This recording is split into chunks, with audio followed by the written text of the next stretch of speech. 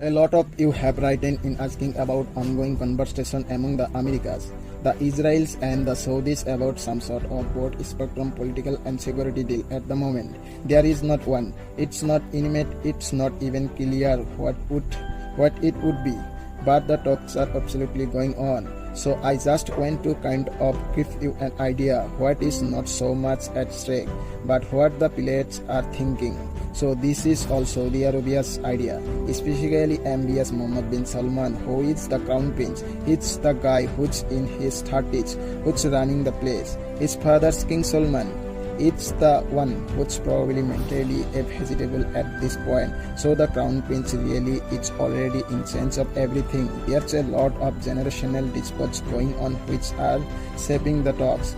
But ultimately, what the Saudis want is ongoing Americans' engagement to give them a security guarantee that is on the scale of what the Americans have with the Japanese. The idea is that you station some forces in country, therefore an attack on the country is considered an attack on the United States and will rise there, and the military force of the United States its order to take off and destroy the attackers, who in this case would most certainly be Iran. It's not clear that the United States is interested at all. After 70 years, the United States is finally getting out of the Reagan global war and terror is over. The US is broadly happy with that situation. So in order to get brought back in, the US would have to be afford something fairly significant. And what the Saudis are offering, this normalization and relation with Israel. And it's not that that's not interesting, but that's just not anywhere near enough to justify the United States putting its soldiers in harm's way and baiting Iran into a war. In addition, the Saudis were thinking that just the horror of having military forces in Saudi Arabia would be so high that the Palestine could get tossed in as a side benefit, with Israel being forced to recognize some sort of shift in authority when it comes to take like the West Bank. This is a long shot.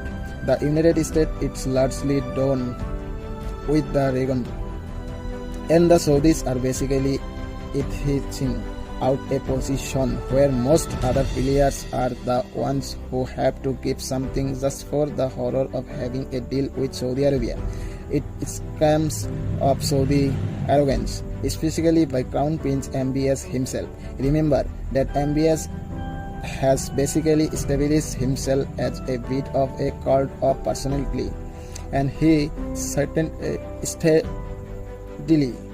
elect everyone with experience and the older generation out of the system.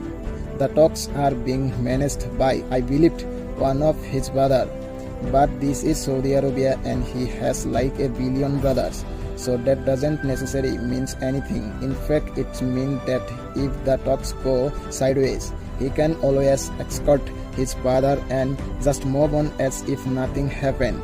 So I don't have particularly high hopes that this will happen, but it is interesting from a few point of view because it shows how encouraged the Saudis are as the Americans are pulling back from the Regans. Now on the Israel side, they think that this is all great. Anything that brings the Americans more invest into the Reagan is something that Israel is boldly going to support because that means that their troops don't have to do it. And Israel is a country of less than 8 million people. So having the superpower to think for Israel is something that Israel has always been a big fan of.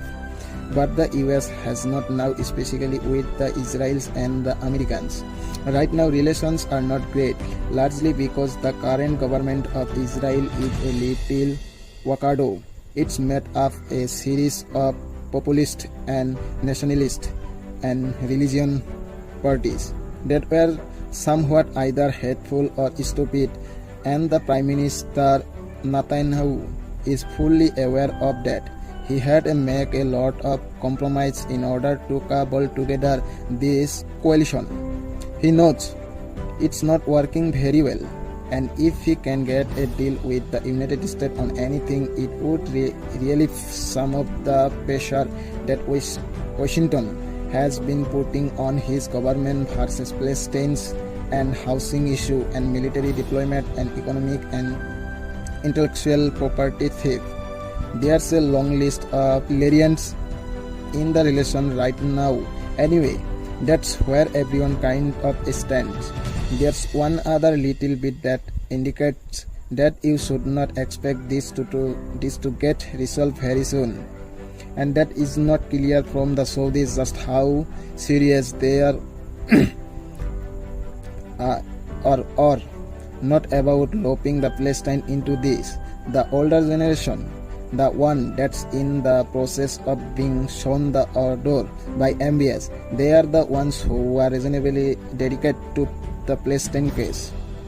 And if in whatever final communique comes out of his deal, assuming it works, the Palestinians are included, then you know that MBS is not nearly as powerful as we all thought, and the older generation still has some breath and life left in them.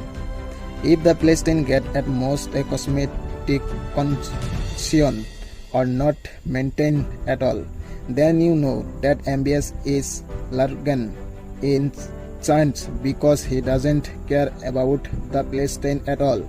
And wait, because this is the Middle East and this is how it works.